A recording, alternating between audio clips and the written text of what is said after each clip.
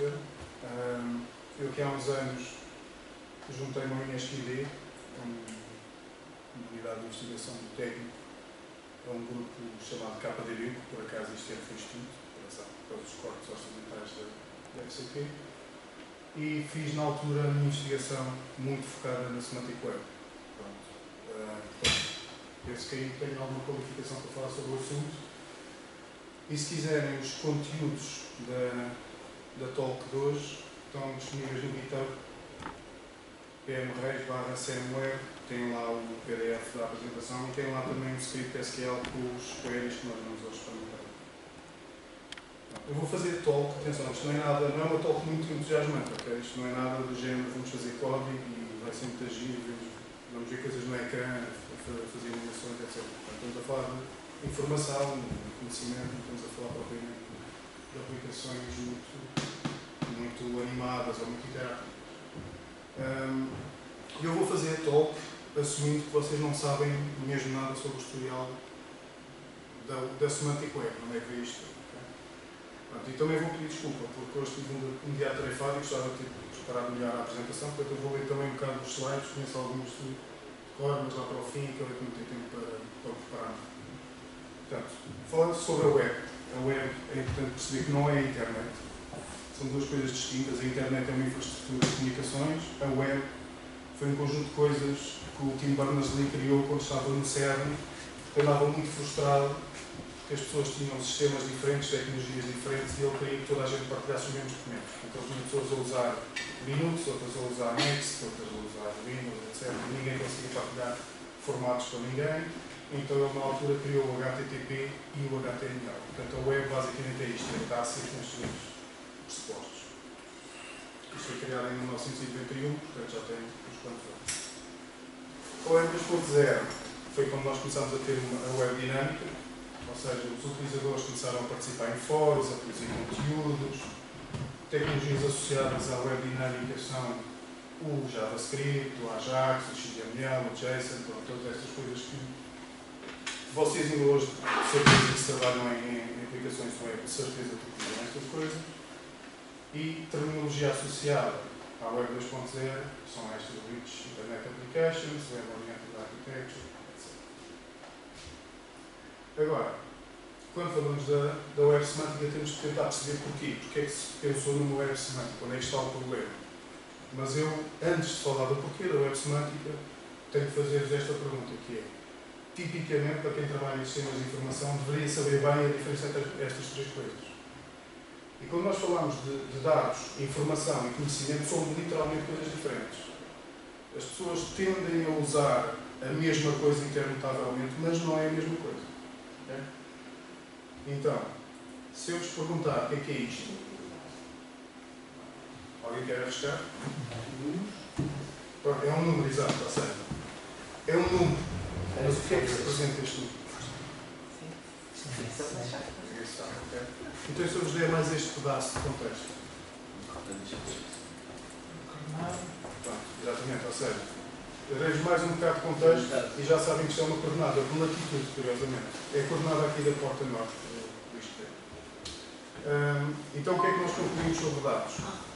Os dados são completamente inúteis, sem contexto. Inúteis.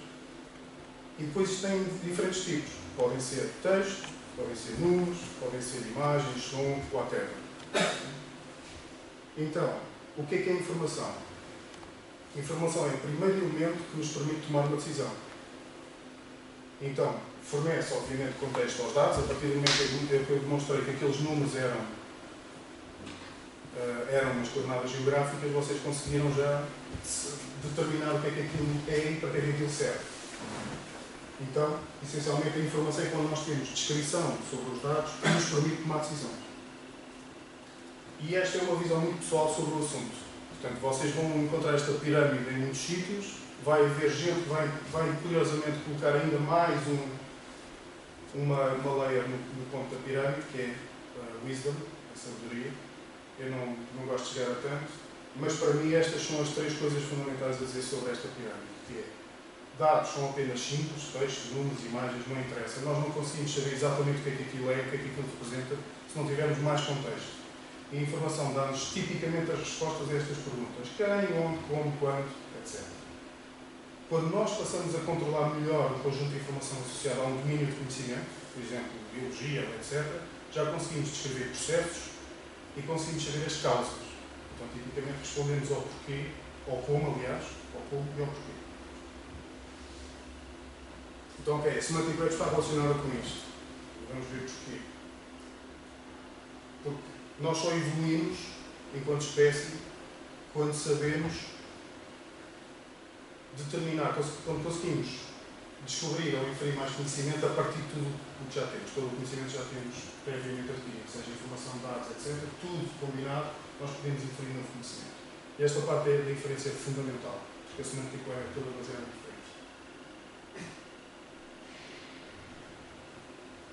Já alguém ouviu falar de Linked Data? Não?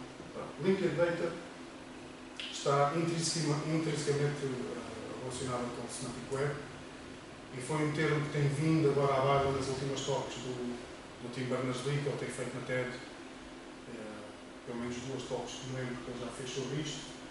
Uma delas tinha a ver com Open Data, eu já vou falar sobre isso, mas basicamente Linked Data é o elemento básico da Web Semantic. Permite que os dados tenham contexto built-in, ou seja, não é necessariamente ter só um valor isolado, como nós não sabemos exatamente o que é que ele representa, e a forma atómica de Linked Data é uma afirmação, um statement. Linked Data não deve ser confundida com Open Data, porque Open Data está associado a um movimento, tipicamente diz respeito a governos e instituições de investigação, para tornarem os seus dados públicos. Porque os dados dos governos ou das instituições de investigação são financiados com fundos públicos, tipicamente os dados querem-se disponíveis ao público em geral. Portanto, Open Data tem a ver com isso e é outra coisa que vão tipicamente encontrar quando fazem alguma pesquisa sobre Semantic Web. A estrutura do statement é esta, ou seja, são 3 partes, por isso é que é conhecido também como triplo. Temos um sujeito, que tipicamente é uma instância ou uma classe, uma instância da classe ou uma classe. Temos um predicado, tipicamente é uma propriedade, e chama-se predicado porque nós descrevemos essa propriedade como sendo um verbo. E temos um objeto. Um objeto pode ser novamente uma classe ou uma instância, ou pode ser um literal. E literal, vocês já conhecem do XML. Os literais do XML pode ser texto, texto, números, etc. Associado também ao Open Data Movement, e que depois vai culminar em Linked Data, vocês vão ouvir falar muito de um sistema de classificação em 5 estrelas. Isto porque a Semantic Web nunca vai conseguir existir se não houver dados na web partilhados e interligados. Então criaram esse sistema de classificação de 5 estrelas. Isto é relativamente recente. Isto deve ter sido... foi uma ideia que penso surgiu já em 2011, coisa assim do género. Se não falhar mal. Então, essencialmente, nós temos um sistema de classificação que em uma estrela é só quando as instituições libertam os dados para a web. Pode ser em qualquer formato, desde que seja numa licença aberta. Temos 2 estrelas quando o formato tem que ser machine readable, ou seja, texto, algo assim. Passamos a ter 3 estrelas quando estão publicados num formato não proprietário, ou seja, desde que não seja Excel ou outros formatos. Excel é formato proprietário, mas aberto. Novo, exato. Infelizmente foi lançado na XLS já não é. Pronto, mas mesmo a compatibilidade dos últimos XLS. Pois, mas o facto é que o gabinete ISO adotou isso e nós votámos a favor ainda por cima. Mas há ali umas incongruências. Eu dei o exemplo do Excel, estou a falar de XLS, formatos mais antigos, ou formatos proprietários, ESPIs, ou outras coisas. 4 estrelas. Se esses dados forem publicados utilizando os estándares Adobe 3C, XML e outros formatos de seleção, e finalmente 5 estrelas se ligarem os dados a outros dados no web. E aqui é que passamos a ter um Linked Data. Só aqui para chegar. Ora, a Semantic Web é constituída por um conjunto de tecnologias. Não estão aqui todas. Se forem procurar na Wikipedia, se fossem agora mesmo procurar, ainda vão encontrar mais umas 3 camadas por cima disto. Mas eu penso que as fundamentais para já são estas, e até já vos faço um sumário das próximas. Obviamente, todos os dados na web são recursos, tal para quem já trabalhou com APIs REST ou quem já teve que estudar a arquitetura REST sabe perfeitamente que o recurso deve ser sempre identificado com um URI. Temos o character set Unicode, que é para permitir caracteres asiáticos ou qualquer outra coisa que possa descrever os dados. Temos namespaces e schema, que já são uma coisa típica do XML, que é para permitir dar-nos contextos diferentes ao mesmo tipo de dados. Percebemos que se eu falar de um banco, posso estar a falar de uma peça de mobiliário ou de uma instituição financeira. Então posso criar modelos ou namespaces diferentes para descrever uma coisa que tem exatamente a mesma coluna. Temos o RDF, que é essencialmente o Linked Data. Portanto, é um modelo que permite descrever os dados através do statement. Depois vai ter formatos de seriação, o próprio RDF XML, como vos vou mostrar mais à frente. Temos RDF-S e aqui é schema. Portanto, temos um schema em cima do RDF onde podemos definir classes e herança, essencialmente. Temos all, que significa Web Ontology Language, que é para construir ontologias já bastante evoluídas, portanto, muito mais do que aquilo que nós temos no modelo de dados tipicamente relacional. As ontologias vão além disso. Eu vou dar alguns exemplos. Temos uma linguagem de interrogação, que é o Sparkle, e a parte de assinatura digital, em alguns sítios vocês vão encontrar ali cripto, essencialmente tem a ver com a garantia das fontes dos dados e das ontologias. Se eu quiser confiar só em algumas fontes de dados, poder fazer essa filtragem na web. Portanto, existem outras camadas. As outras camadas mais acima são a de lógica e a de prova, ou seja, vão haver umas peças de software chamadas RISMAs que pegam nas ontologias e nos dados e inferem o conhecimento. Mas, se eu quiser filtrar, portanto, se houver uma série de pessoas a dizer um conjunto de coisas absurdas na web, eu posso não querer confiar nessas pessoas e então defino um conjunto de fontes nas quais eu confio e posso fazer inferências sobre essas fontes. E a Digital Signature Layer é aquela que permite exatamente isso, permite validar o tipo de dados conforme a fonte. Pronto, agora, entrando um bocadinho mais na parte tecnológica, eu vou dar aqui um exemplo, uma analogia, pronto, grosso modo, para quem já veio do mundo relacional, penso que toda a gente aqui já trabalhou com bases de dados relacionais. Eu vou tentar mapear isto numa base de dados relacional. Portanto, o que eu vos vou dizer é que, essencialmente, se eu fizer um RDF, se eu fizer um formato de seriação RDF em XML, como está aqui, vou fazer uma afirmação e é essencialmente equivalente a uma tabela. Porquê? Porque o nome da tabela é o sujeito, cada um dos campos dessa tabela é um predicado, portanto, eu estou a dizer que é uma propriedade, e cada um dos valores para cada campo dessa tabela, para cada registro, é um objeto. Temos vários formatos de seriação, portanto, Mtricts, JSON-LD, RDF, XML. Vocês estão aqui a ver RDF, XML. E agora, para perceber isto, se vocês repararem, no início eu estou a prefixar um determinado namespace, aqui, isto é só um prefixo, e aqui eu estou a descrever o meu sujeito. Isto é um álbum do artista. Okay? Portanto, o about, aquilo ali é o RI do álbum. E depois com o mesmo prefixo eu digo que tenho um título, este é o título do álbum, este é o artista e este é o ano em que ele foi lançado.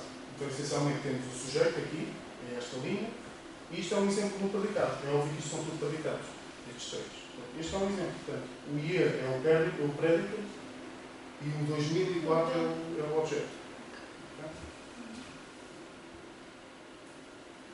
RDFS. Portanto, o RDFS, imagine que agora tem um schema mesmo. Em vez de terem só uma tabela, começam a definir tabelas.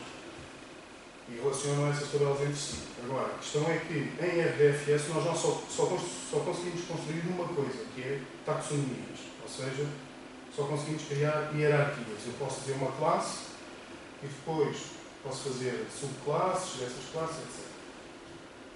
Portanto, os campos passam a ser conhecidos como propriedades. Atenção que neste tipo de schema não existem triggers, não existem constraints. Aliás, Em toda a web semântica, mesmo definindo ontologias, nunca há constraints nos valores.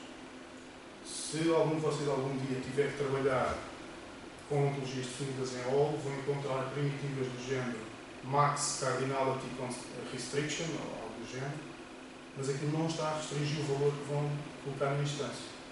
Aquilo vai a determinar a inferência que eu vou fazer com aquele valor. Mas isso é um schema validator, não é? Os típicos que a malta utiliza de outra maneira, mas os XSDs e coisas do tipo, não é?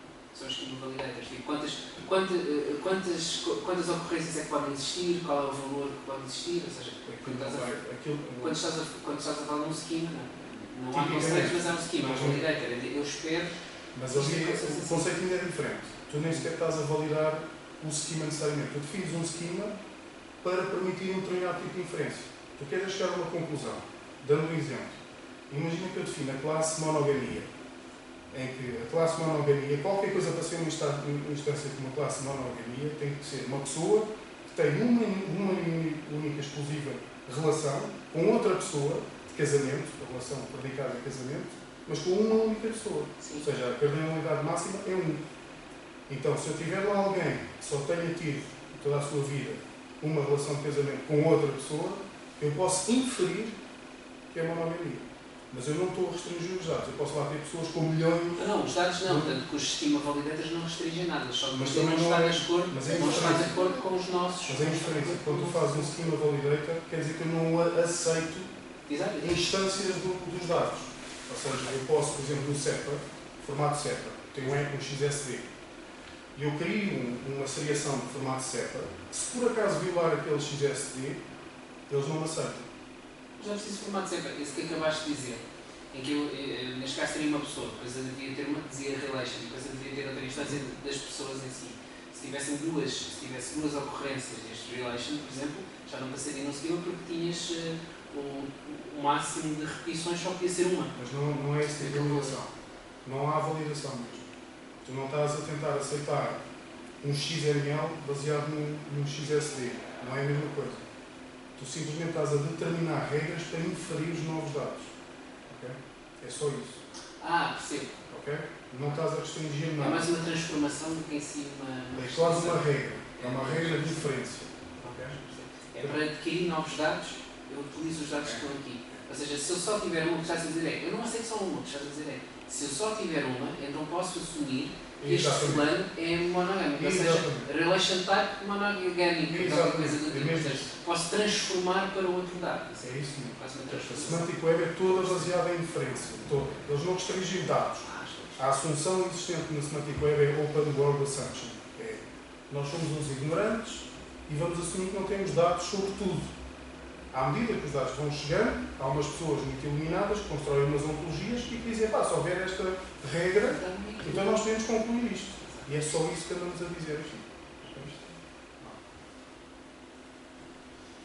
Pronto, isto eu já tinha dito, mas já agora repeti. RDFS só permite criar taxonomias, ou seja, eu tenho uma classe, posso dizer que tem subclasses, as propriedades são declaradas como coisas standalone, tipo first class citizen na Semantic Web.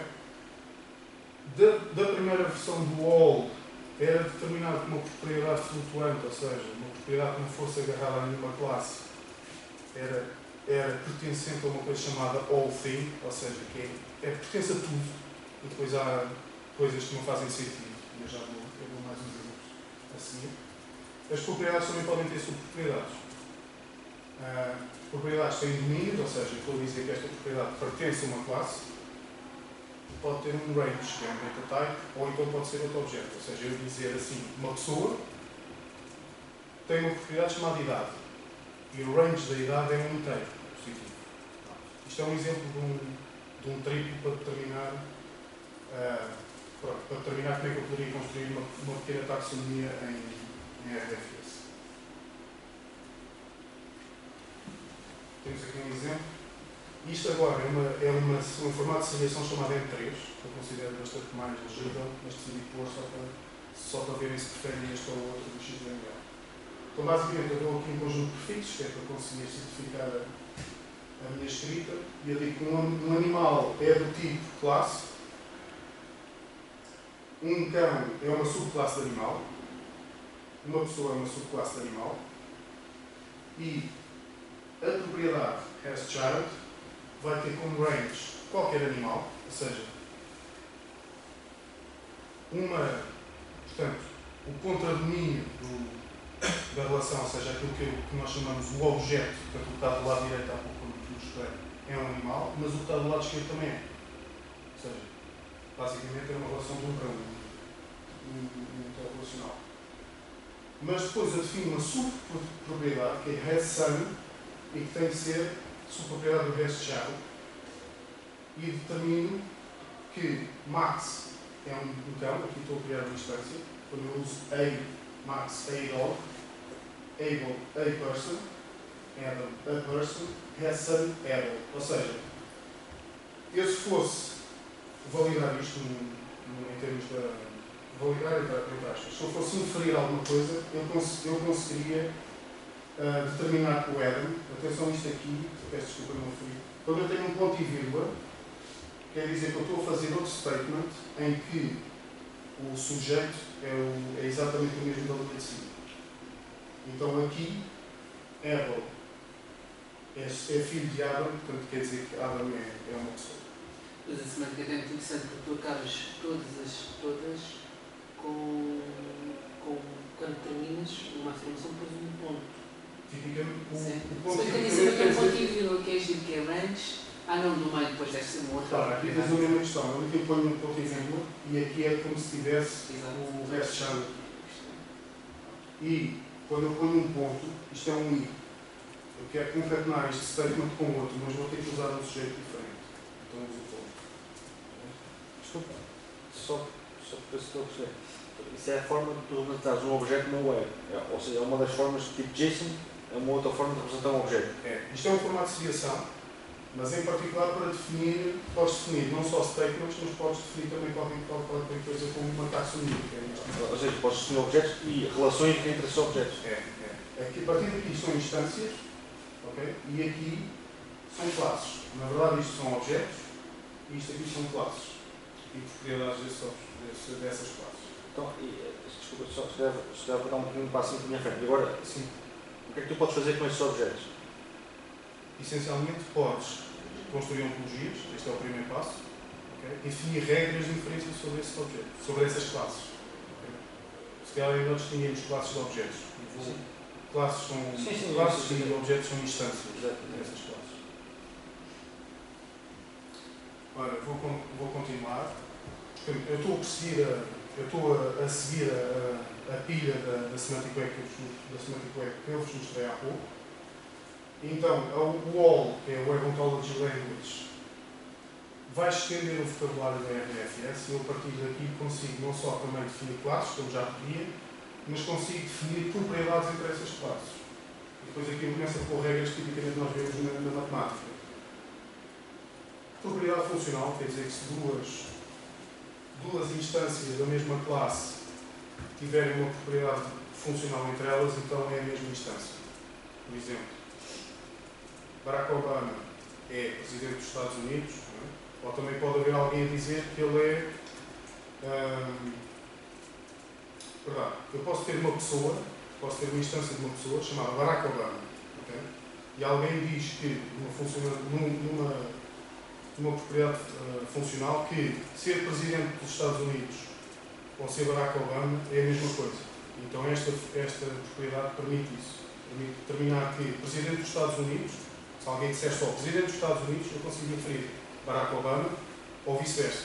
Ou se alguém disser Barack Obama, eu consigo inferir presidente dos Estados Unidos. Okay? É a mesma coisa. Propriedade transitiva, que eu acho que já sabem o que é, se A está relacionado com B e B está relacionado com C, então A está relacionado com C. E propriedade simétrica. Isto tipicamente é, por exemplo, é o caso que nós temos no casamento. O casamento é, se eu estou casado com uma pessoa, aquela pessoa está casada comigo.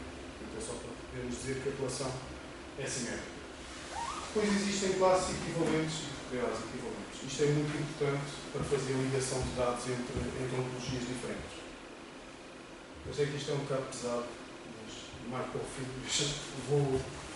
eu vou dar uma parte mais prática sobre aquilo que eu considero ser a parte mais interessante da Semantic Web neste momento. um ponto fundamental que não temos atualmente nos sistemas de informação é isto. As ontologias em Semantic Web podem ser ligadas umas com as outras, tal e qual como dados. O que é que isso quer dizer? Desculpa lá. Parece-me interessante, mas não cheguei lá. E é mesmo interessante. Ou seja, imagina isto.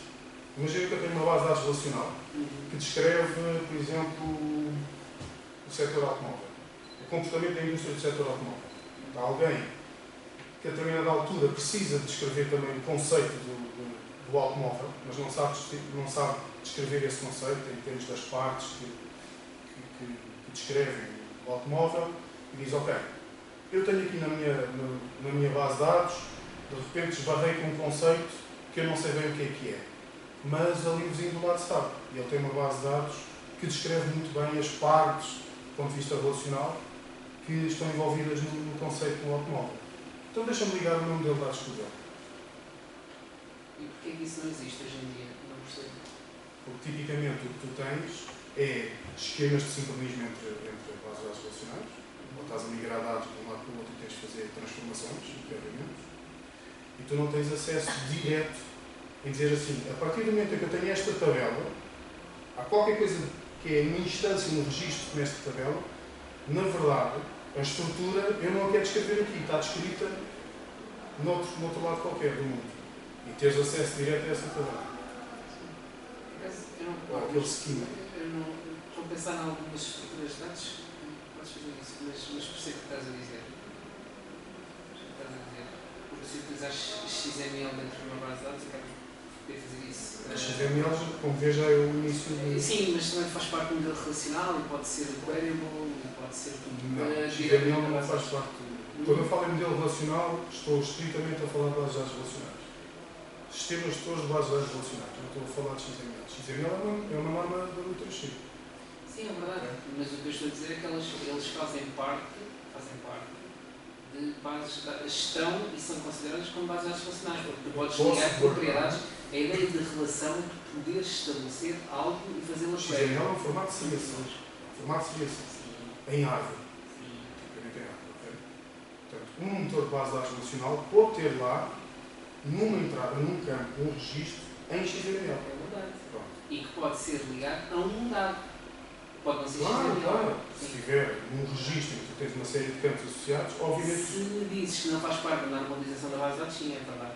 Pronto, O campo, mas é isso que eu estou a falar. Estou a falar de modelo de dados. Não, estou a falar do relacional, é relativo a um artigo escrito por um tipo chamado Sheng, e que determina primeiro quais são os conceitos da álgebra relacional, que depois foi explorado por voice coding, tens os tipos de normalização, etc. Estou a falar disso. Quando eu falo relacional, estou a falar disso.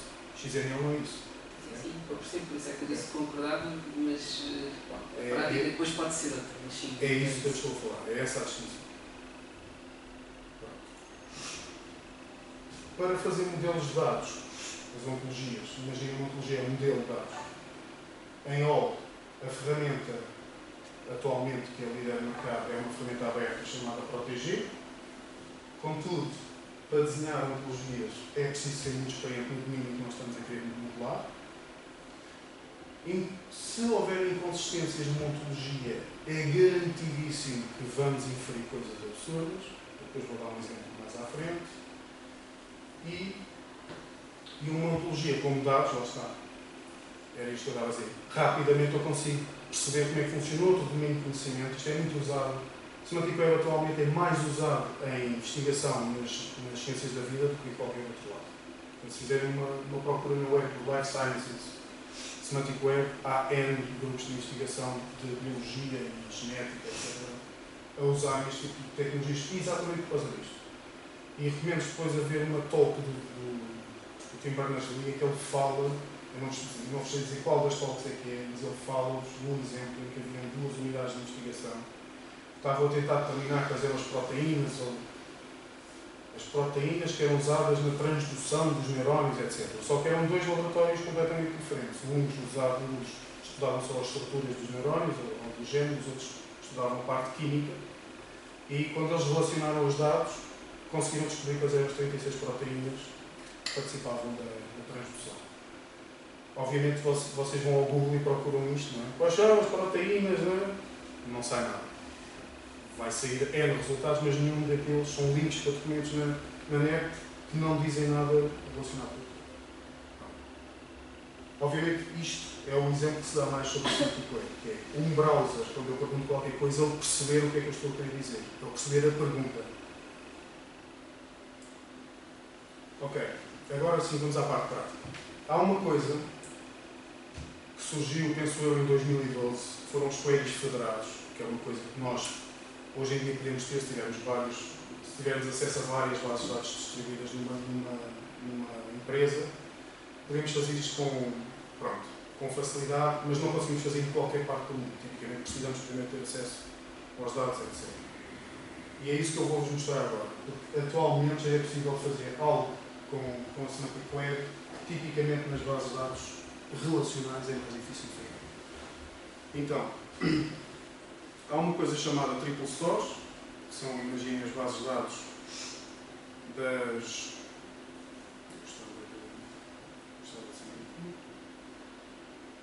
Imaginem uma base de dados relacional, mas em vez de ser para guardar tabelas e etc., tem triplos, que são os tais statements que eu vos disse. E em particular, o Triple Store com maior reputação até o momento é o Virtuoso. Portanto, se quiserem instalar, ele é gratuito, há uma versão open source do Virtuoso, e vocês podem perfeitamente pegar no Virtuoso, instalar, funciona em qualquer sistema operativo, e depois podem correr queries contra aquilo. Curiosamente, até podem correr queries contra dados que não estão no vosso sistema. E é isso que eu vos vou mostrar agora. Então, basicamente, eu deixei um script, está lá no GitHub. Vocês podem correr este script, instalar o Virtuoso e depois alterar aqui um conjunto de grandes para terem acesso a queries federados. E, essencialmente, eu vou-vos começar por mostrar o que é que eu tenho dentro do meu repositório local de Virtuoso. Portanto, vou copiar isto. Não sei se conseguem perceber facilmente o sintaxe daquilo, que é Sparkle, mas deixem-me só correr isto e explico-vos já. Portanto, esta é a minha instância local Sparkle e eu acabei de correr a minha instância local Virtuoso e eu acabei de correr um query Sparkle contra a minha instância local. Então, basicamente, isto é select, isto é small, isso mesmo muito mal, deixem-me só aumentar isto. Okay. Select asterisco, portanto eu estou a selecionar todas as variáveis que eu introduzi no próprio query, estou a selecioná-las. Onde eu aqui para facilitar o play, ponto de interrogação, estou a declarar uma variável, e esta é S, que é para ser subject, e predicate e object. Portanto, eu estou a selecionar todos os triplos que existem no meu Triple Store e estou a limitar apenas a 100 resultados. E a resposta é uma coisa assim que não faz sentido absolutamente nenhum, à primeira vista. Pronto, e era um conjunto deles. Ou seja, isto é um sujeito, aquilo é predicado e aquilo é um objeto. Portanto, basicamente, se quisermos tentar perceber o que está aqui, temos um data format que é do tipo quad map format. Pronto, isto são coisas internas do próprio Virtuoso. Agora, isto não tem piada absolutamente nenhuma. Vamos fazer agora a coisa mais interessante. Existe uma ontologia muito conhecida, que é o FOAF, quer dizer Frame of a Frame.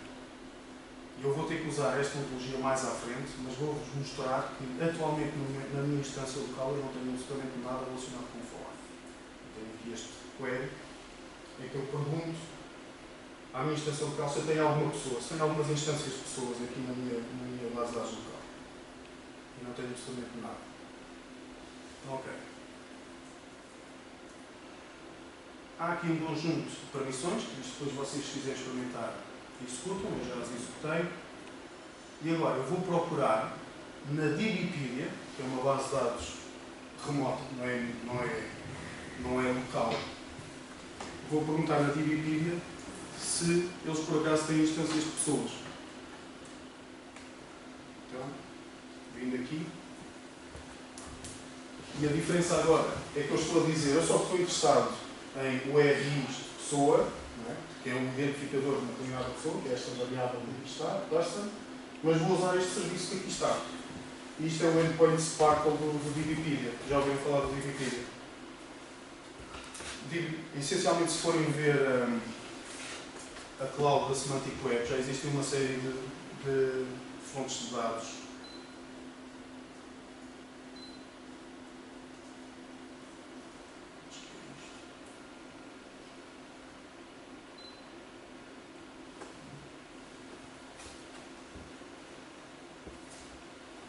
Bem, é um grafo deste género. Se repararem, aqui está a DBpedia, ali no centro. Deixem-me ver se consigo ver isto em mais detalhe. Não conseguem ver, pois não. Não conseguem perceber que aqui está a DBpedia. Mas a gente acredita. Control mais, se és control mais. Deve ficar tudo pixelizado. Exato. Isto é tudo, mas eu não percebo. Pronto, mas isto existe. É difícil encontrar a fonte.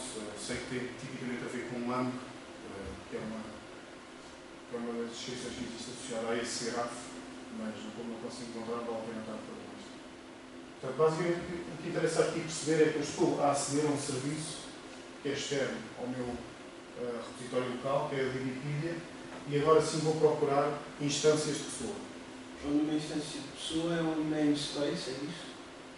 Então, tens classes, imagina uma classe Java, pessoa. E eu agora quero saber que objetos é que existem que são instâncias daquela classe. Mas que está naquela base de dados da DB, Mas é isso? é isso mesmo. Portanto, eu estou a aceder àquela base de dados e vou-lhe pedir para me dar as 30 primeiras pessoas que eles lá tiveram. Portanto, isto é capaz de demorar um bocado a executar. A pergunta quando diz ali, person A, pronto, o serviço eu percebi, mas depois diz ali à frente, person A e tem o que parece ser um namespace. Exatamente. Portanto, agora sim vou usar este contexto. Isso são todas as instâncias daquele namespace que estão na base de dados. São todas as instâncias, portanto, onde person is A é a instância, de este namespace, okay? Mas barra person, aquilo é uma classe. Se aquilo é um namespace, não é um endpoint. Porque caracteriza. Isto é um endpoint, não é?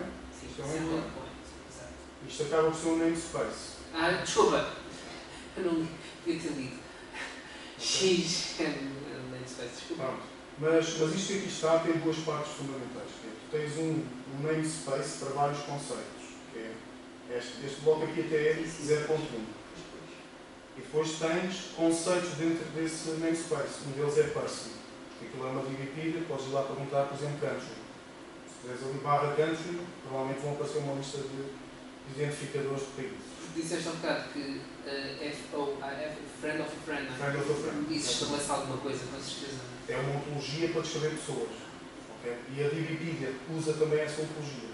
Tem umas certas propriedades, digamos assim. Tem Se eu- nome, tem idade. Se eu utilizasse outra qualquer, não sei quantas essa área é chave 20, mas já me traria, por exemplo, outra coisa. Por Exatamente. exemplo, indústria automóvel. As pessoas que têm carro ou não têm carro, se calhar é uma propriedade importante e aí apareceria com outro namespace. Se houvesse alguém já com esse tipo, se houvessem dados e ontologias a descrever isso, provavelmente já tinhas respostas. Pegando no exemplo da bocado do Barack Obama, se eu quisesse procurar uma person com o name like Barack Obama, por exemplo, ele depois ia me devolver em um link onde quando eu carregasse tinha um daqueles documentos da bocado, ou um XML ou qualquer coisa, a dizer o nome dele, a data de nascimento, blá blá blá blá, tipo Wikipedia, mas machine readable. Tens uma coisa que é, como estás a usar um browser, tipicamente usar HTML, aquele endpoint, se clicares aqui, ele vai-te gerar uma página, ou seja, ele tem lá um recurso que é vamos pôr um RDF, mas ele vai, como sabe que estás num browser, ele vai-te gerar uma página bonitinha de HTML para tu conseguires ler. Mas se eu tivesse a aceder de outro tipo de cliente, ele sacava-me o RDF para eu ler e eventualmente depois relacionar com os meus dados. E tipicamente até podes pedir se queres em RDF, se queres em JSON, se queres em Turtle, podes especificar. Ou seja, é tipo. É quase uma resta a pegar. É tipo um Wikipedia para machine readable. Para dados mesmo. É que tens os dados seriados naqueles formatos de afirmações. Portanto, triples, não é? Pronto. Neste caso, como eu só pedi person, então só veio os URLs de algumas pessoas. Pronto. E vemos aqui um conjunto delas. Mas agora vamos fazer um exemplo parecido com isso. Vamos perguntar numa outra fonte de dados. E esta aqui, isto continua a ser na Divipedia, aliás. Vamos perguntar na Divipedia se por acaso eles conhecem alguém chamado Angelina. Pois.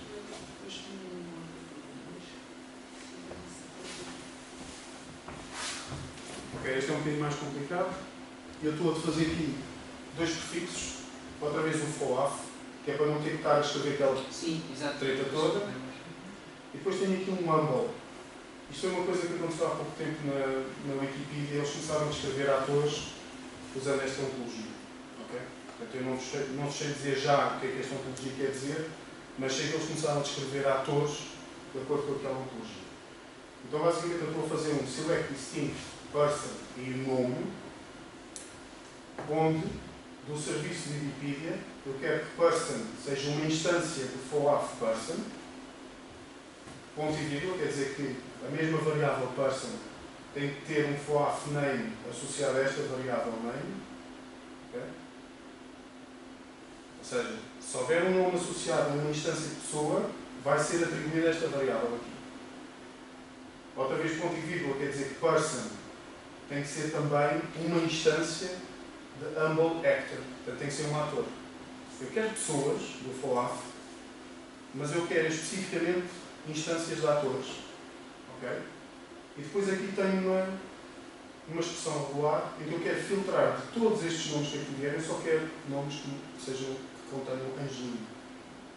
Obviamente estou a limitar isto ao meu conjunto de resultados e podemos ver o que é que isto vai devolver. Demora sempre um bocado.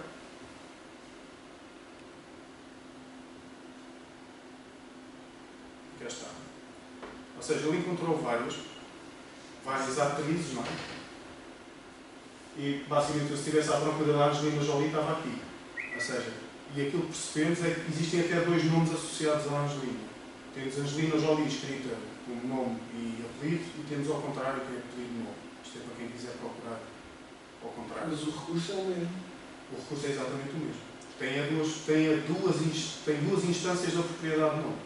Uma com este valor e outra com este. É isso que eu perguntar, porque o Li, que é o que ali está, basicamente diz que isto identifica, ou seja, isto é isto. Não é? Então não precisa ter que não ser uns juízes ou qualquer coisa esquisita para identificar como único. E aquela Angelina Jolie, pronto, quando se repete alguma coisa quer dizer que é exatamente a mesma coisa. É o mesmo recurso. É o mesmo recurso, mas foram encontradas duas vezes aquele. Que é o lado do NaN, é como a desmultiplicação das Tem tabelas duas relacionadas. Ou seja, alguém determinou, fez um statement em que diz este recurso Angelina Jolie tem este nome. E depois houve outra pessoa que veio e disse, olha, este recurso também tem este nome.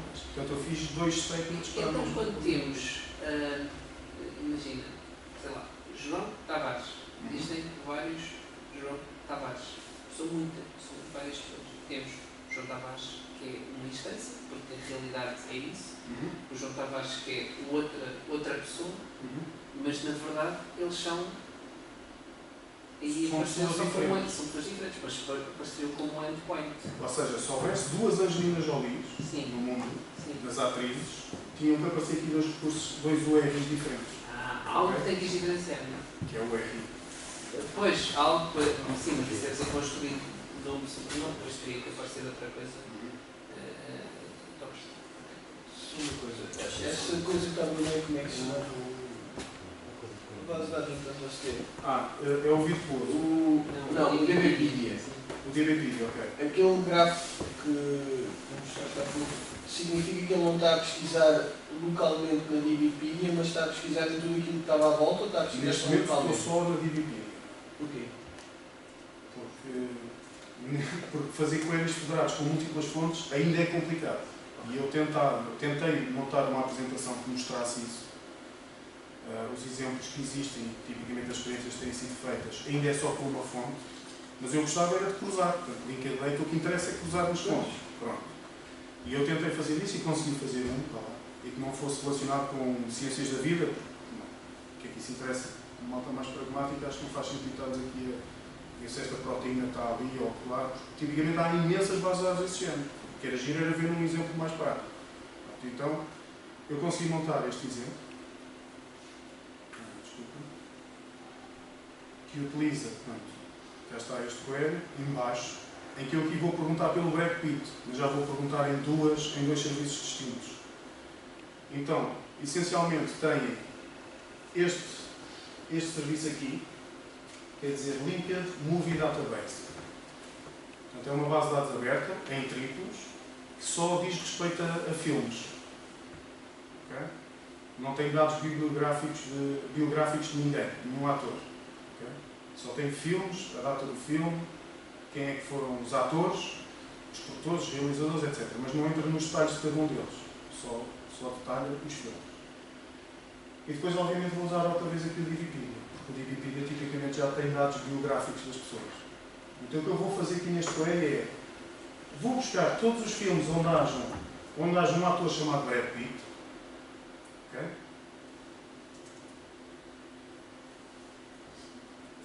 E que daqui vou recolher também o título do filme e a data do filme. Portanto, eu estou a apontar isso aqui para variáveis. E estou aqui também a selecionar uma coisa chamada birth date, mas a base de dados do Movie Database não tem a birth date do Brad Pitt.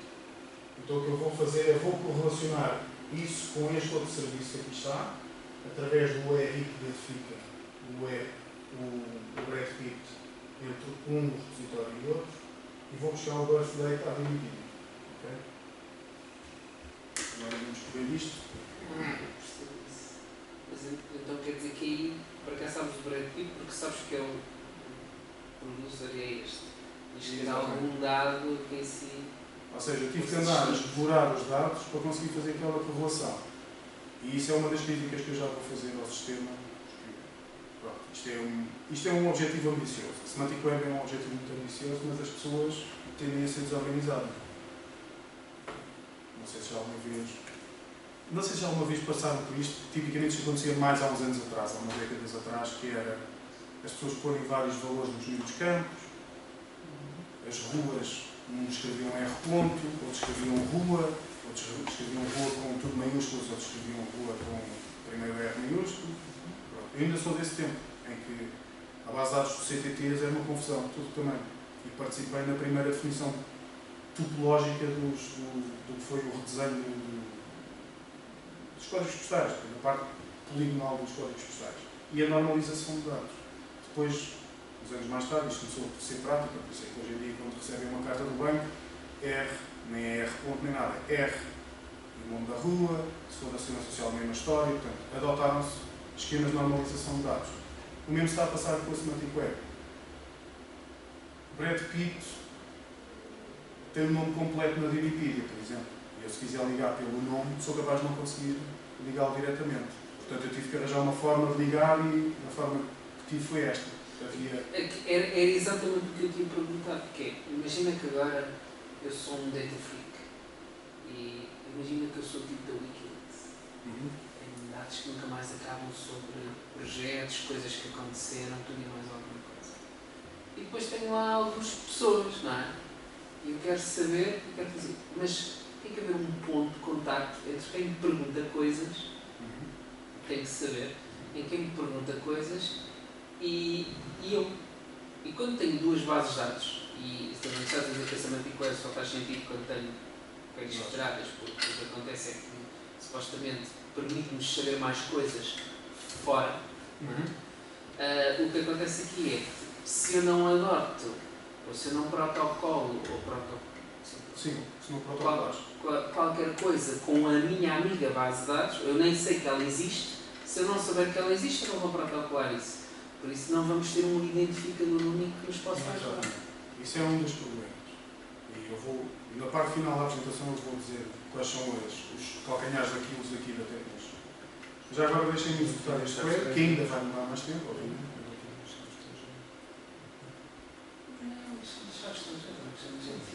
Ok, já temos a resposta. E, como veem, pronto, da Linked Movie Database vieram os filmes todos e conseguimos confirmar que, de facto, isto são filmes onde o Brad Pitt já apareceu. Tem aqui as datas. Reparem nesta parvoíce, não é? Que eu tenho a dizer parvoíce. umas vezes é o ano, outras vezes é... Não, mais para isso é em cima, 1987, Pronto. 1987. Lembram-se da história da Rua Ponte, pronto, está aqui um exemplo perfeito. E mais, há ali o Fight Fight Club Club. que teve duas versões, em 99. É o que eu leio daquela... Essencialmente é isso, depois pode ter sido uma edição Sim, de colecionador, etc. Mas não deveria ser assim. Então, Devia ser duas instâncias. então, e isso é motivado por quê? É porque foram várias as pessoas que preencheram, fizeram várias instâncias. Não fizeram várias. Daquela Fizeram Sim, ou fizeram uma, mas decidiram lá no mesmo campo que devia ter vários valores. Tu não tens limitação aos dados. Certo? Mas, ou seja, mas quer dizer que cada um desses filmes poderá ter sido preenchido por uma pessoa diferente. pela mesma pessoa em Sim, dias sim, diferentes. Ou em dias alturas diferentes. Hoje No limite, Nunca te aconteceu os utilizadores inventarem coisas. Exatamente. Tipo, ponha o valor de quantos quilos e depois aparece muitos. Ou então escreve 20, eu escrevo só 2 zeros. Isso é claro, também uns 4 kg. Pronto, é isto. Isto é um problema que tem a ver, não tem a ver com a tecnologia, tem a ver com as pessoas. E esse problema nós Com informáticos... interfaces e com o que é que nós deixamos Pronto. entrar para Já lá está. atrás, não é? Mas E na deixas- semana web deixas entrar tudo. E está autocentrado. Mas pronto. Não parecia uma linha chinesa. Mas pelo menos tivemos aqui uma coerência, ou seja, a base do Brad Pitt, ele de facto eu consegui correlacionar e a data de nascimento dele veio da Wikipedia e bateu certo, portanto eu depois fui verificar estes dados. Portanto, isto é a coisa mais entusiasmante que eu vos consigo mostrar agora relacionado com o Semantic Web. Okay? Mais do que isto, ainda estão a criar linguagens de regras de inferência e coisas assim do género que ainda só existem nos membros da investigação. Portanto, agora vamos falar um bocadinho mais da parte negativa disto. Sim, porque já ando nisto, já tive algumas experiências negativas. Já agora gostava de partilhar algumas que é para não ficar muito entusiasmado. Vamos lá ver. Ok, pronto. Terminei o exemplo prático, mas houve assim algumas pessoas que tiveram um bocado de juízo e pensaram, pá, aquilo parece-me ser um bocado overkill. Algumas dessas pessoas trabalhavam na Google.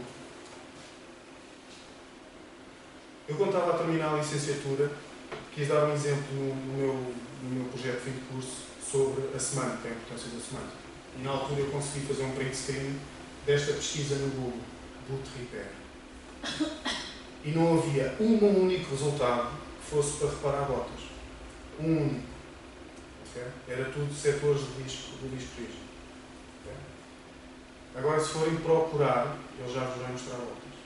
Eles em 2012 criaram uma coisa chamada Knowledge Graph, em que eles usam essencialmente como fontes de dados a Wikipedia e a Freebase e tentam perceber quais são os contextos das palavras que vocês Por isso é que nós fazemos uma pesquisa e depois aparece-nos uma coisa lá. Exatamente. Eles também estão a trabalhar agora uma coisa nova, que é o Knowledge Vault, mas vão usar Machine Learning para conseguirem filtrar as fontes de Vais falar um dados. bocadinho de Machine Learning ainda nestas escrituras? Vais falar de Machine Learning ainda nestas Se coisas? quiserem que eu faça uma apresentação sobre Machine Learning. Não, eu não. Não, é porque é um conceito que eu sinceramente não comprei muito bem. É o quê? Encontrar padrões? Machine Learning é um conjunto de técnicas vastas para conseguir classificar dados. Tipicamente está associada à inteligência artificial, mas a inteligência artificial permite fazer inferência. Okay? Portanto, é esta coisa, usa as regras e cria os novos Mas dados. a inteligência artificial logarítmica ou nem por isso? Eu vou dizer o que é que eu quero dizer com isto. Sim, eu vou dizer o que é que eu quero dizer com isto. O que eu quero dizer com isto é, houve um tipo que explicou como é que a ciência, como é que a natureza evolui por hipóteses, simplesmente por hipóteses casuais, não logarítmicas, ou seja, não é uma coisa que, por sua vez, um para outra. O que acontece é que faz uma dispersão e lança isto no plano. Depois há umas que sim, há umas que dão bem. Aliás, havia um tipo que resolvia equações matemáticas exatamente assim, ou seja, com probabilidades, qual era a probabilidade daquela equação ser resolvida numa determinada forma. E depois o que acontecia é que havia umas que sobreviviam, outras não. E verificou-se que era mais rápido. Isso é que é genérico programming, talvez. Isto era programa, Genérico. havia aqui duas aplicações. O conceito aqui é que, em vez de ir um a um, tipicamente nas bases de dados é pontas para o meio, depois apontas para um lado, pontas para o outro, e escolhes pontos, escolhes pontos específicos, medianos, onde tentas acertar com as coisas. Aqui não, aqui esta teoria diz um bocado que é atiras qualquer coisa, tiras um conjunto de coisas e depois vês as que sobrevivem e não, e depois com base nisso continuas a testar hipóteses. E por isso é que eu não percebo muito bem isto de machine learning. Ou O seja, machine learning é muito mais simples do que isso. Porque o que tu me estás a referir parece-me ser mais genético programming, que é brute force, ou seja, vou testar todas as combinações possíveis para um determinado fenómeno e aquelas que chegarem ao resultado que eu considerar satisfatório, não é? A programação vai se autoconstruindo em termos de regras. Okay? E isto é uma expressão muito vaga, porque eu não era especialista em genético programming, mas agora disto, pronto, ainda sei algumas coisas. Então, essencialmente, machine learning é, tens um conjunto de dados, okay?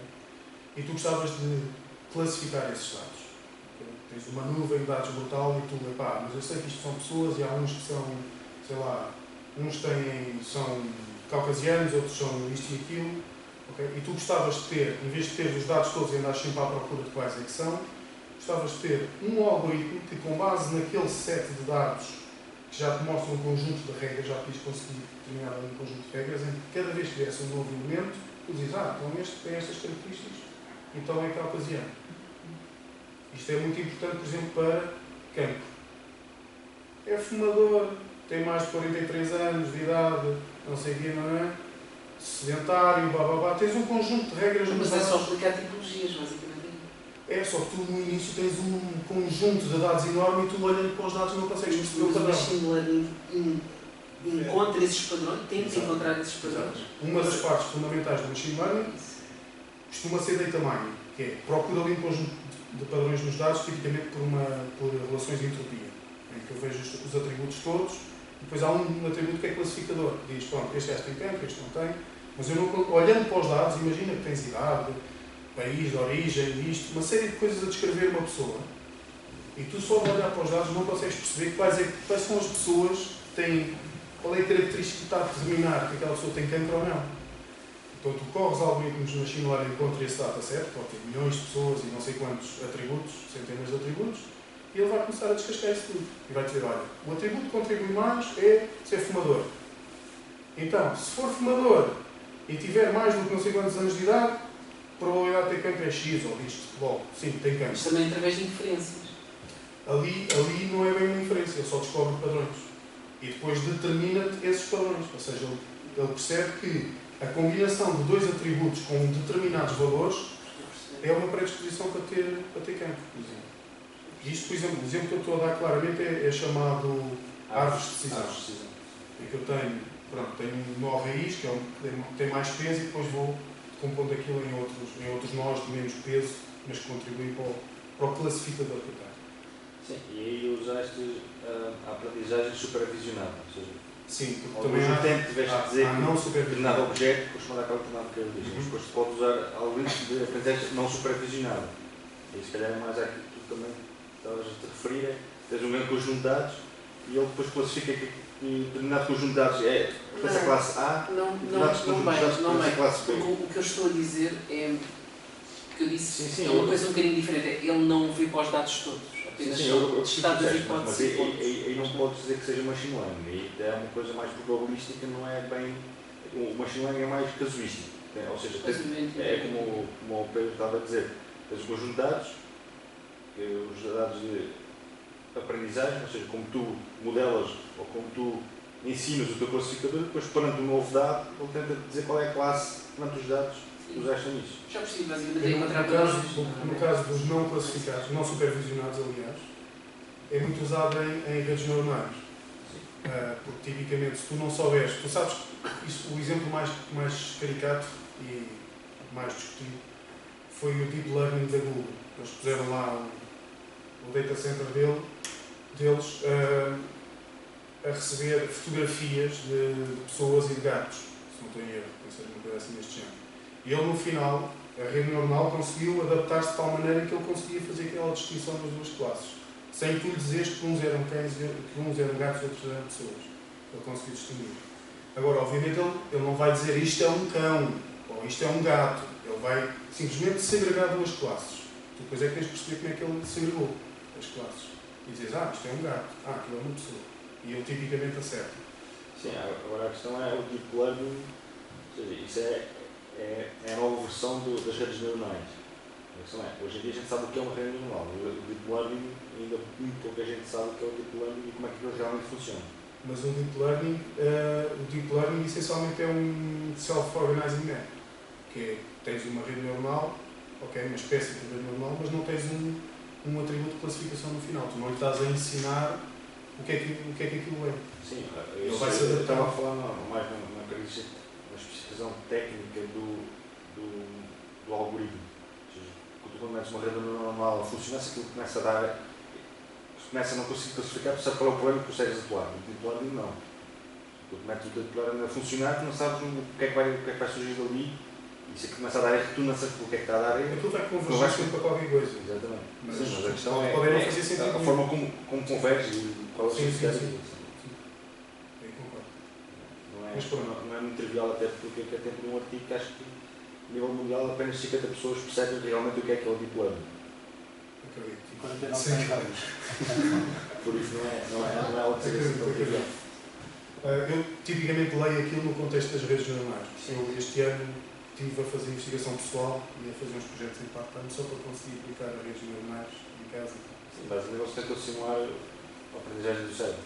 Exatamente. Pergunta, a questão do MapReduces e tudo isso entra alguns aí também? MapReduce é uma técnica é uma técnica para tu conseguires essencialmente lidar com muitos dados, ok, de uma forma distribuída.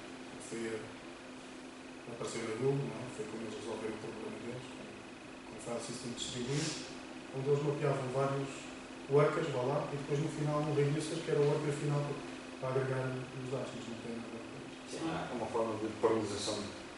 Exato.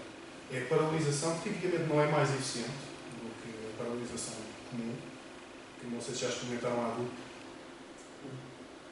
Eu fiz um benchmark da Hadoop aqui há uns anos atrás, porque havia o Instituto de Medicina Molecular estava interessado em aproveitar umas blades da Delphi, e eu fiz o benchmarking daquelas 10 blades contra o meu PC de casa em single threaded a fazer word count exatamente em cima do mesmo fecheiro de texto, que o máximo era 300 GB, que era o que eles conseguiam suportar naquelas blades todas.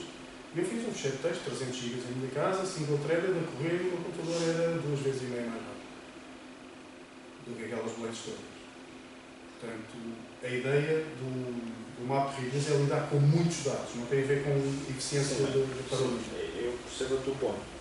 A questão é, se o teu computador crashar na última palavra, perdes todo o trabalho. Se uma blade crashar, perdes aquela e o Hadoop arranja-te uma ou outra que já tinha terminado o processamento para fazer o processamento daquela. Ou seja, só perdes uma, já tens 9 processadas e depois o outro tenta só processar aquela. Mas lá está. Se for na tua máquina, se for na última palavra que aquilo crash, tens de fazer tudo outra vez. Mas eu também podia dividir o trabalho. Por isso é que eu falei no single thread. Eu podia ser mais eficiente e podia dizer assim, ok, tenho aqui um fecheiro de texto, tenho memória suficiente para carregar isto, ou uma boa parte disto, eu vou carregar. E ponho 2 threads ou mais a fazer isto. E depois, à medida que cada uma delas terminar a sua contagem, vou buscar mais à stream, vou buscar mais um bloco, e por aí adiante. E depois, se uma delas falhasse, eu também podia implementar um algoritmo para tentar resolver isso. Ok, o que eu estou a tentar dizer é que é só o Hadoop não é uma forma de otimizar desempenho. Porque, tipicamente, quando nós pensamos em paralisar, estamos a pensar em tornar o algoritmo mais rápido, certo? A Hadoop não é isso. A Hadoop é só, vamos paralisar porque é a única forma que temos para lidar com estes dados todos. Os dados estão distribuídos. Temos um file system distribuído, os dados estão distribuídos. Por isso é que temos que paralisar. Sim, porque tu achaste vantajoso porque era 300 GB. Se fosse 300 teras... Claro, era isso que eu estava a dizer. Ou seja, eles lá tinham umas blades que só davam para 300 GB. Eu disse, por esse volume de dados, mais vale teres um PC. Mas também não se usa a Hadoop para 300 GB. Isso foi a minha conclusão na altura. Ou seja, não faz sentido. Ou seja, não vale a pena usarem a Hadoop para esta... Ou compram discos maiores, porque faz sentido se tiverem mais volume de dados e aí já não conseguem ter um PC normal. A Hadoop é para isso. É para lidar com muitos dados. Não é para paralisar. Porque a noção de paralisar é vamos tornar isto tudo mais rápido. Não é esse o objetivo. Concordo.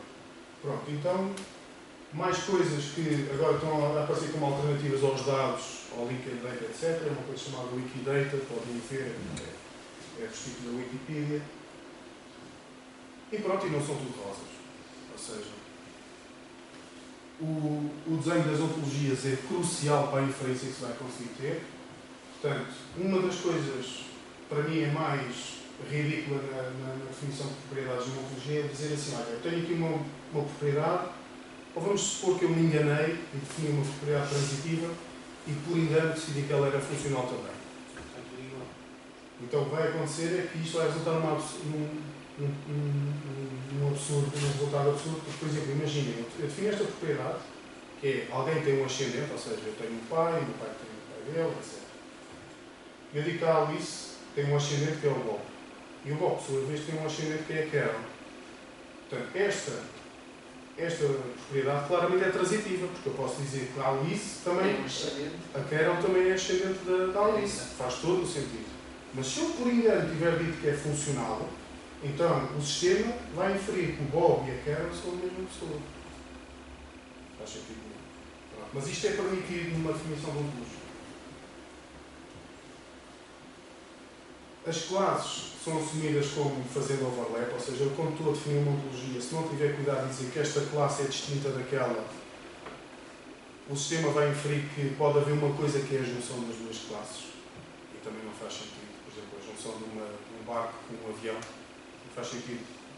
Portanto, é preciso ter muito cuidado na definição das ontologias. Ainda não faz sentido. Ainda não faz, mas pronto, posso ter uma coisa mais parva. Deixa eu ver, um buraco negro com um garfo. Isto tem a ver com o Open World Assumption, que foi o que eu já há pouco disse, que é, ok, assumimos que nós não temos todo o conhecimento disponível e algumas dessas questões pode ser simplesmente não sei. Eu faço uma pergunta ao sistema e o sistema vai me dizer que não faço ideia. Não consigo inferir nada com os dados que tenho, enquanto num sistema fechado, tipicamente, é não, isso não é verdade, ou sim, isso é verdade. Tens um cliente chamado Pedro? Sim, tenho. Tens um cliente chamado Pedro? Não, não tenho. E tipicamente temos essa resposta dicotómica. Aqui podemos ter não sei. Portanto, como já concluímos deste exemplo, queries federados utilizando múltiplas fontes de dados são muito difíceis de construir, porque temos que perceber qual é o RI comum entre as duas partes. Pronto, e aqui deixo-vos com algumas referências. Portanto, se quiserem saber sobre os estándares da Semantic Web, está aqui este link. O Protégé, eu nem vos mostrei, não sei que horas são, provavelmente já deve estar. Então já passámos da hora. Passámos não. Pronto.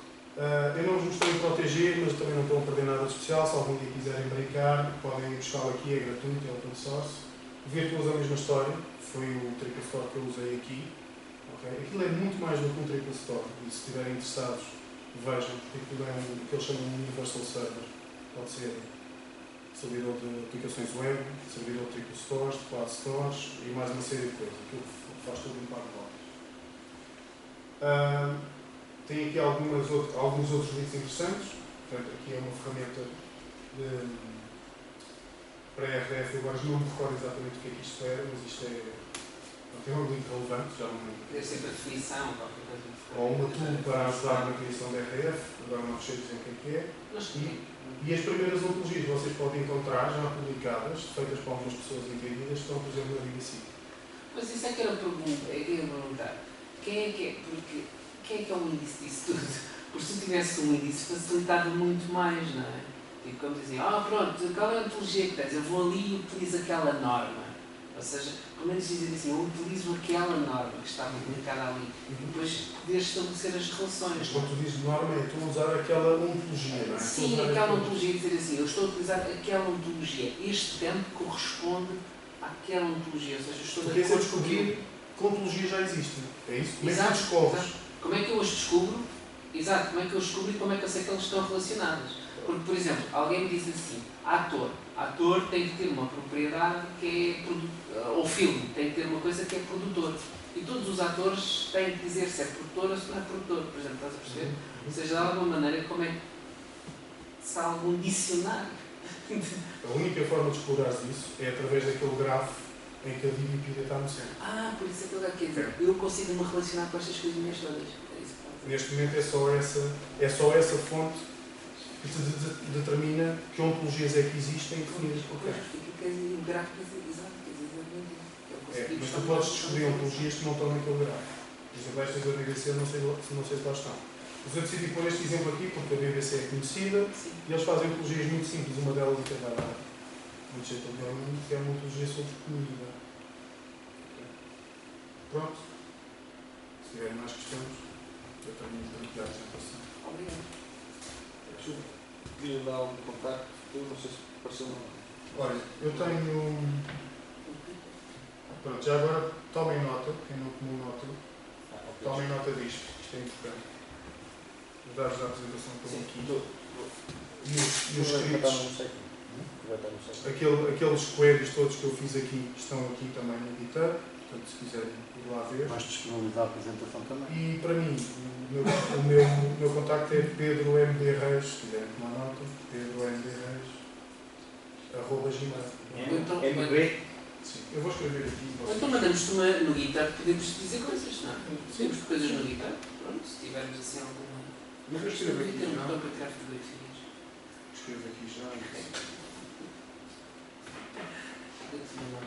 Em última instância podes ver o vídeo depois. Mas é que eu tinha um Google e os meus sandbags são as coisas horríveis. Isso é um doce. Não, já. Isso era que eu tinha. Não é verdade. Agora isto é coxo. Todos os dias.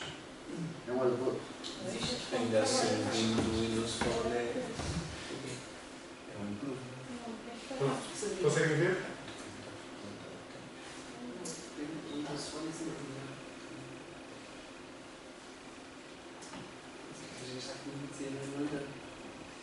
Obrigado. Ninguém tem mais perguntas?